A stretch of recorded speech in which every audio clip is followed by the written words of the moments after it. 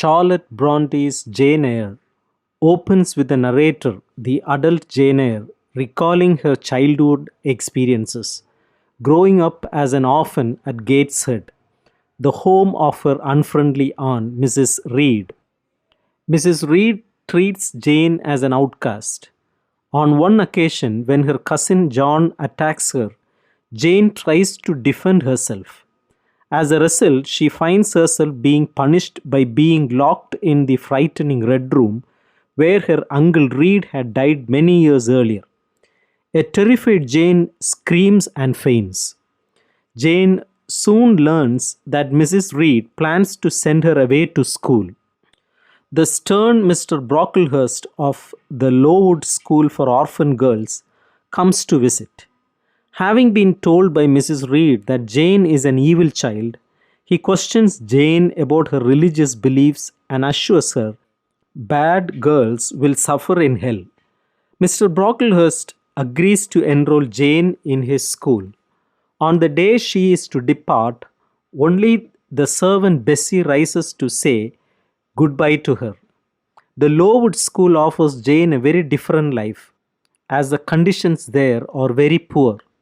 It is cold and drafty, the water is frozen, and the bland food the girls are given, which is often burned, is insufficient to satisfy their hunger.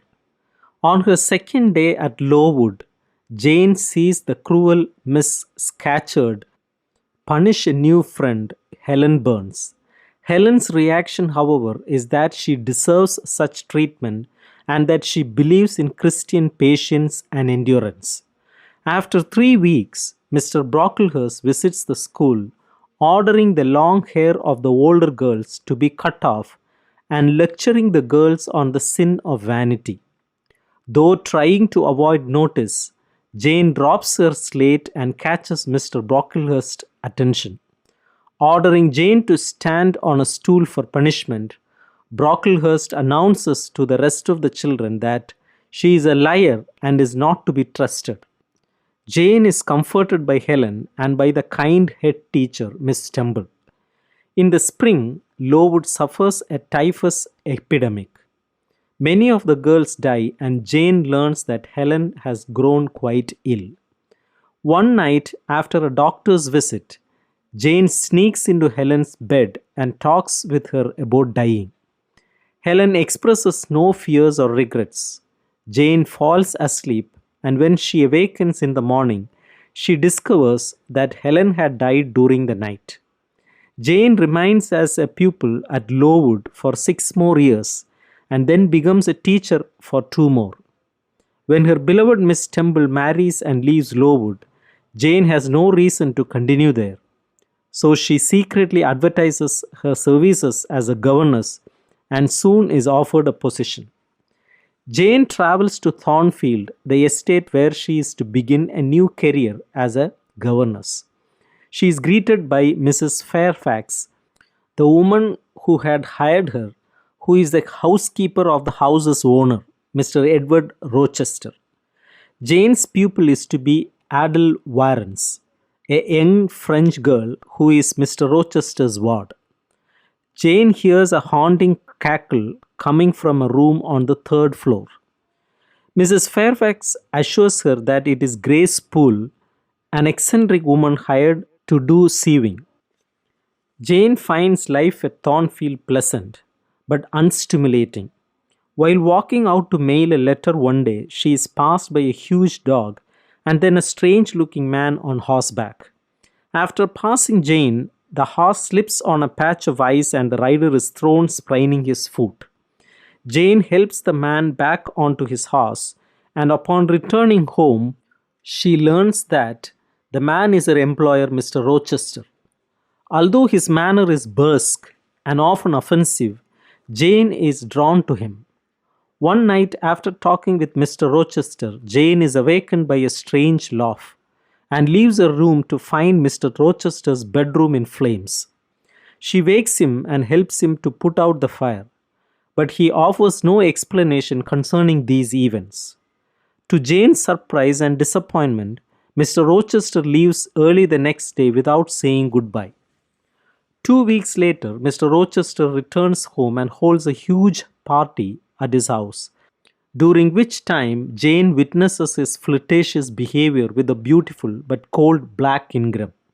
One night, a gypsy visits Thornfield and tells the fortunes of the guests. As the gypsy tries to learn of Jane's feelings for Rochester, she discovers that the gypsy is Rochester in disguise. Jane tells Mr. Rochester of a visitor, Mr. Mason, who had arrived at Thornfield that day. That night, Jane hears noise coming from the ceiling and running upstairs, finds that Mr. Mason has been attacked, apparently by Grace Poole. Shortly after the Mason incident, Jane learns that her Aunt Reed is dying.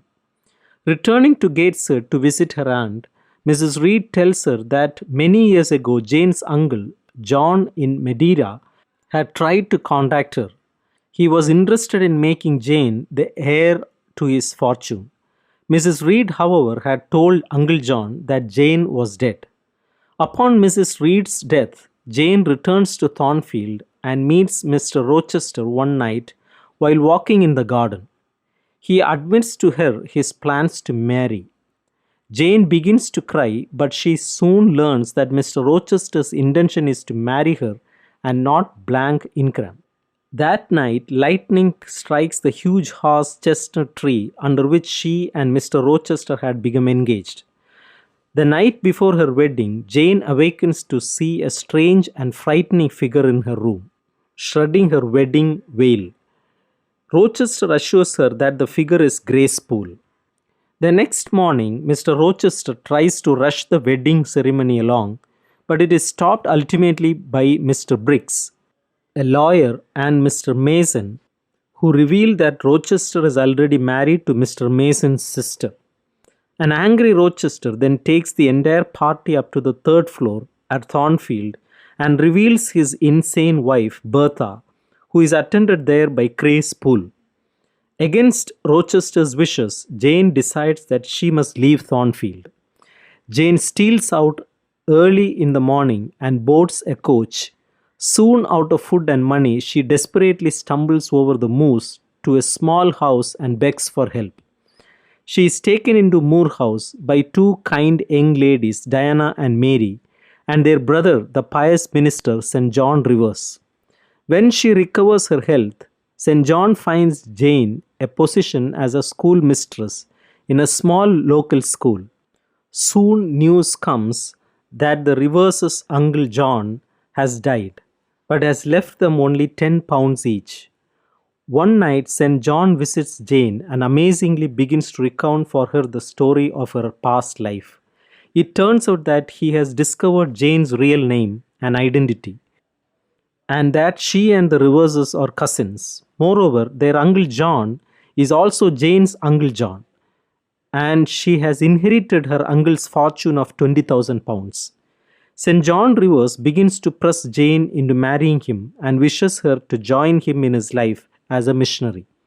One night, St. John attempts to make Jane believing that not following her destiny with him will result in her going to hell.